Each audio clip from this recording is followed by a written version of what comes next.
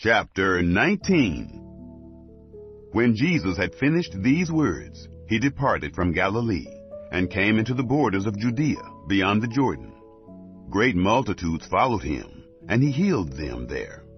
Pharisees came to him, testing him, and saying, "Is it lawful for a man to divorce his wife for any reason?" He answered, "Haven't you read that he who made them from the beginning made them male and female, and said, 'For this cause a man shall leave his father and mother, and shall be joined to his wife, and the two shall become one flesh,' so that they are no more two, but one flesh. What therefore God has joined together, don't let man tear apart." They asked him, "Why then did Moses command us to give her a certificate of divorce, and divorce her?" He said to them, "Moses, because of the hardness of your hearts, allowed you to divorce your wives, but from the beginning it has not been so. I tell you that whoever divorces his wife, except for sexual immorality, and marries another, commits adultery, and he who marries her when she is divorced commits adultery."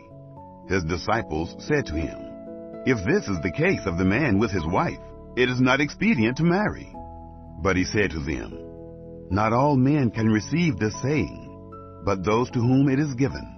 For there are eunuchs who were born that way from their mother's womb, and there are eunuchs who were made eunuchs by men, and there are eunuchs who made themselves eunuchs for the kingdom of heaven's sake. He who is able to receive it, let him receive it." Then little children were brought to him, that he should lay his hands on them and pray. And the disciples rebuked them. But Jesus said, "Allow the little children, and don't forbid them to come to me, for the kingdom of heaven belongs to ones like these." He laid his hands on them and departed from there. Behold, one came to him and said, "Good teacher, what good thing shall I do that I may have eternal life?" He said to him, "Why do you call me good?